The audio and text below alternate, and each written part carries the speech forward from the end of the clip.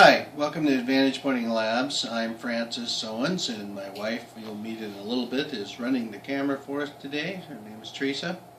And when we sell puppies, most people, many of them just don't know where to start or begin. And so today what we want to do is go over a few essentials that you need to begin training the dog once you get it home. Basically today we're going to have two puppies. One of them they're both litter mates. One of them is going to be Advantage Annie Oakley, and the other is going to be Advantage Blue Duck, yellow female and a yellow male.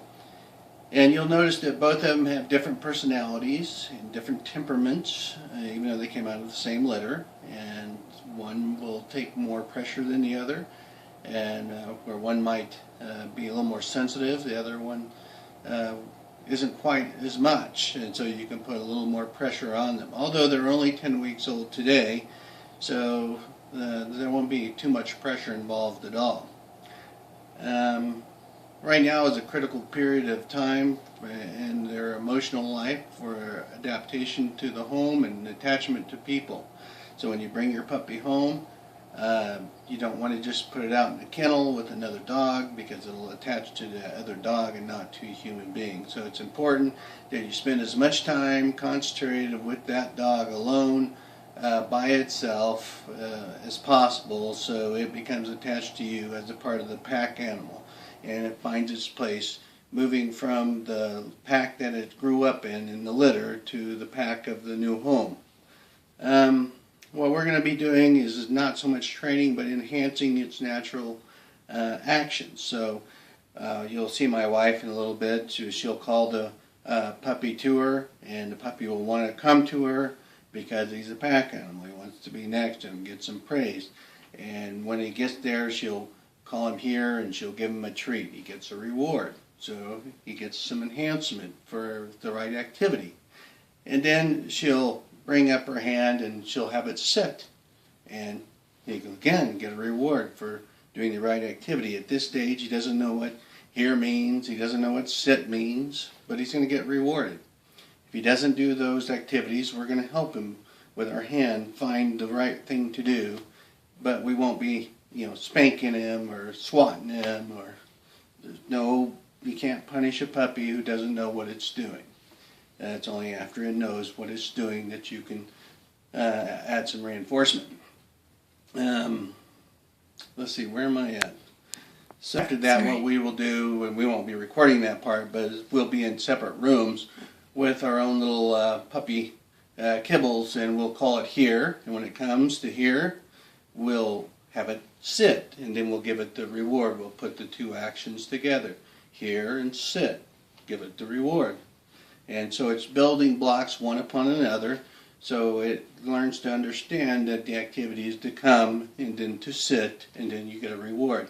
Eventually, at about 4 months, those rewards start going away, and all that gets praise. So the three actions will be the calling of the here, causing them to sit, and then to give them the reward, and then the praise. And we want to reinforce positive behavior when they're doing it, and if they come and they're trying to nibble on our clothes or something, we want to redirect their attention back to the task at hand instead of scolding them during this critical time.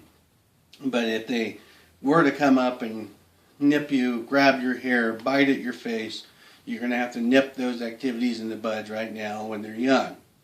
And Clinton Anderson, he's a great horse trainer. He says, he advises people with horses be as gentle as possible, but as firm as necessary.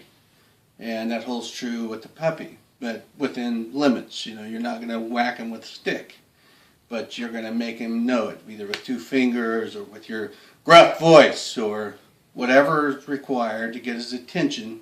Just like a child, different things will work to scold him and to make him understand that he's doing wrong behavior.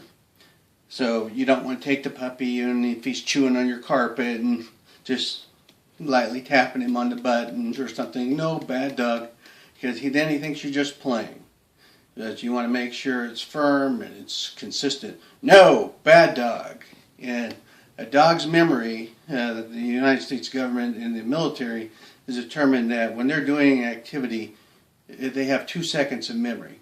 So if they're chewing your carpet and they stop, and you don't get within that puppy at 2 seconds, there's no reason to scold them or to come after him with your rolled up newspaper or anything else, because he ain't gonna know what you're whacking him for, and he will just live in fear of you instead of the bad behavior. So be careful, make sure you're on it fast and that you mean it.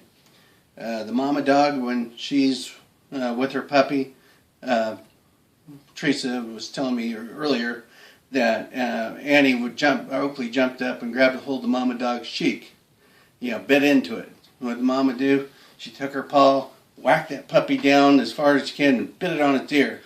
So that puppy knew, hey, I did something bad. Mama is mad. And that's the same response that you need to be, because you are now going to be the pack leader. If you're going to correct him, make it quick and make it within 2 seconds. Use your voice.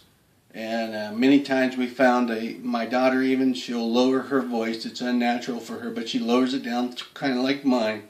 And puppies tend to react to that gruff voice a little bit better than the, oh, good puppy, the high-pitched voice. So don't make it painful, but do make it uncomfortable, and make sure that you mean it when you do it. And then pause.